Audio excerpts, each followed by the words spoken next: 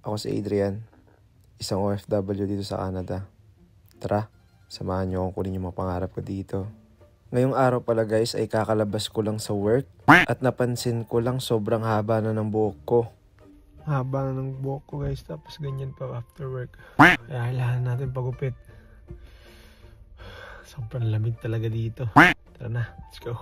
Kaya dali-dali na ako nagbiyahe guys, kasama ko pala dito si Jetro. Isa sa pinakamabait kong coworker.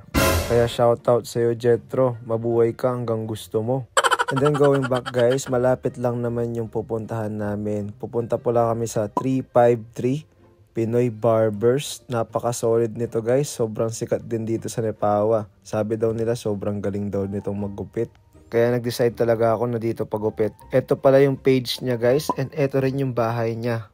Ganyan lang siya kasimple. Pagdating nga namin guys ay may mga nakapila na, kaya kailangan namin pumila pa. Sakto, disperes na ng Pasko bukas, talagang expected na namin na talagang maraming tao dito.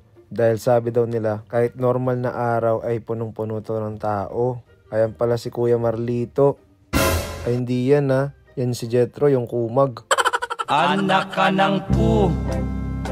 Charis lang, sobrang bait ni Jetro guys, lalong-lalo na kapag tulog siya.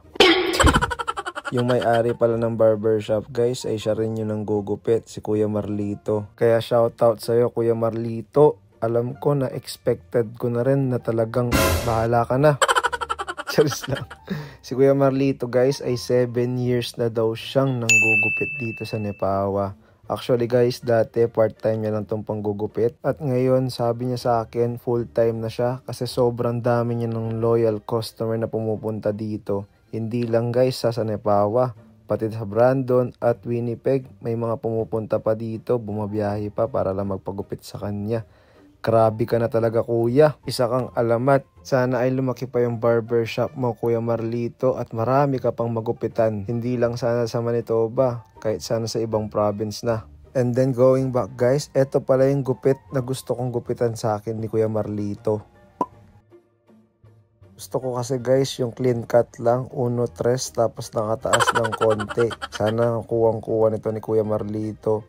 And habang ginugupitan ako ni Kuya Marlito, napansin ko lang na sobrang gaan ng kamay niya guys. Unlike sa mga ibang barber guys, talagang parang galit sila sa'yo. Dinidiin yung ulo mo. Charis lang guys. In short, habang ginugupitan ka ni Kuya Marlito ay nare-relax ka pa. And finally done guys. Look at this. Grabe, kuwang-kuwa niya guys. Ay, sino yan?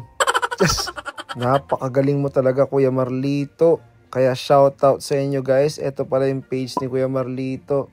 Please like and follow naman si Kuya Marlito guys. Solid Kuya Marlito. Kuwang-kuwa mo talaga, inis ko. Just, napaka-solid talaga guys. Kauwi ko nga talagang binudyohan ko. Kuwang-kuwa talaga guys. Kahit hindi ka gwapo, magiging gwapo ka. So yun lang for today's video. Bye, love you.